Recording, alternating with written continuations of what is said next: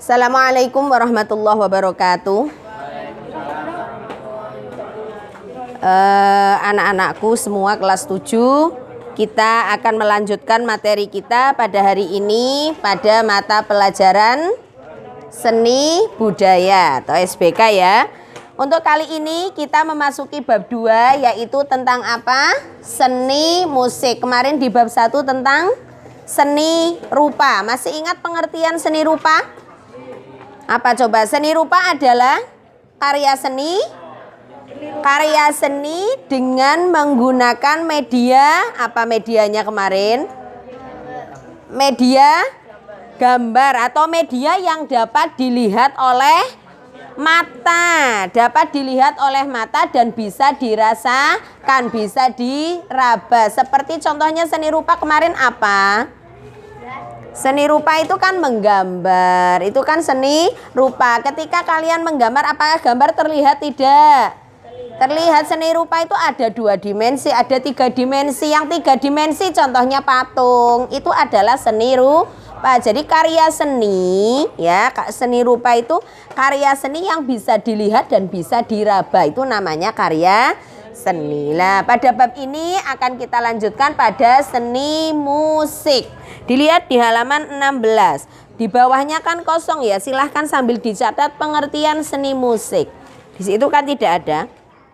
Seni musik adalah, ayo sambil dicatat ya. Seni musik adalah ya di bawahnya yang kosong itulah ya. Seni musik adalah karya seni dengan menggunakan media. Apa coba kalau karya seni? Suara. Karya seni dengan menggunakan media suara dan bunyi-bunyian yang berasal dari alat musik. Sekali lagi, jadi karya seni musik ya, seni musik itu adalah karya seni dengan menggunakan media suara atau vokal dan bunyi-bunyian yang berasal dari alat musik. Itulah yang disebut dengan seni musik. Pada pembahasan kali ini ya, yang bagian A ada bernyanyi secara unisono. Bernyanyi secara unisono itu adalah bernyanyi satu suara. Ya. Sudah ya, itu pengertian musik sudah ya. Sekarang bernyanyi secara unisono. Unisono itu bernyanyi satu suara dan dilakukan oleh beberapa orang. Jadi tidak bisa dilakukan sendiri. Sekelompok orang kemudian bernyanyi satu lagu dengan satu suara. Contohnya misalkan ketika ada upacara bendera, ada grup kor yang menyanyikan lagu dengan satu suara, itu namanya bernyanyi apa? Bernyanyi apa? Unisono. Contohnya lagi banyak sekali. Ya, bernyanyi secara unisono. Misalkan sampean menyanyikan lagu secara bersama-sama. Di situ dicontohkan untuk lagu daerah. Ada gundul-gundul pacul. Nah, itu kan. Ya, satu suara, lagunya nggak bisa ada nada tinggi, nada rendah, tidak. Ya, jadi gundul-gundul pacul-cul. Terus gembelengan.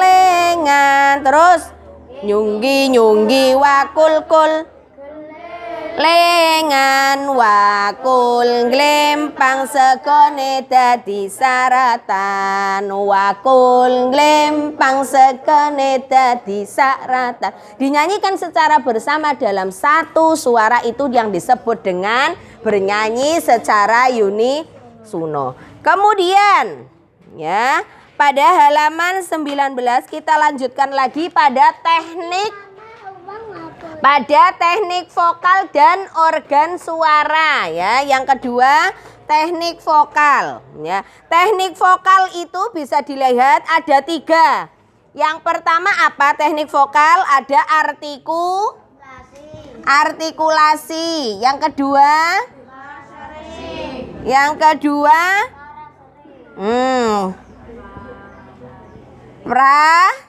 sering. Yang ketiga, intonasi. Dalam menyanyi harus diperhatikan tekniknya. Yang pertama, artikulasi. Bernyanyi itu kan boleh sampean bernyanyi, membaca sholawat, boleh bernyanyi lagu-lagu tradisional, boleh lagu-lagu nasional. Itu dengan artikulasi yang jelas. Dengan artikulasi yang jelas. Contohnya misalkan sampean tadi bernyanyi. Kalau kita biasanya nanti kan sebagai siswa madrasah harus hafal lagu himne madrasah. Sudah hafal lagu himne madrasah? Ayo bersama-sama dinyanyikan dengan teknik artikulasi yang jelas. Artikulasi itu berarti di sini pengucapan. Dengan ungkapan syukur padamu, nah, atas segala karunia ya Allah. Artikulasinya jelas. Embankan amanat pendidikan dalam melanjutkan perjuangan dengan ungkapan syukur padamu atas segala karunia ya Allah. Kau embankan amanat pendidikan dalam melanjutkan perjuangan. Ada.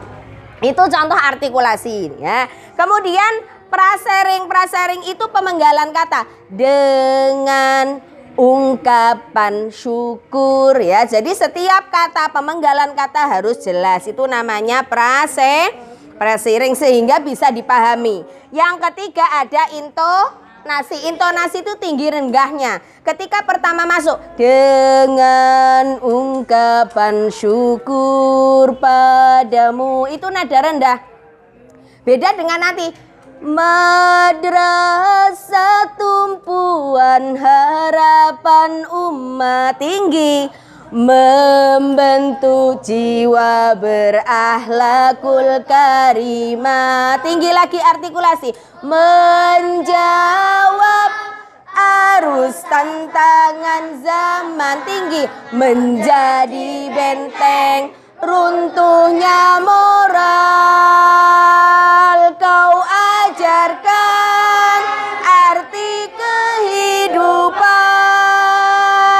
melalui tuntunan keislaman dalam bingkai citra pendidikan untuk menggapai cita-cita mulia. Nah, itu yang disebut dengan intonasi. Nada rendah, tinggi, sedang, kemudian rendah kembali, itulah intonasi. Kemudian yang kedua ada teknik pernafasan. Dalam bernyanyi kita harus biasa menggunakan ya, pernafasan itu ada 3 mas. Satu pernafasan dada, dilihat leh.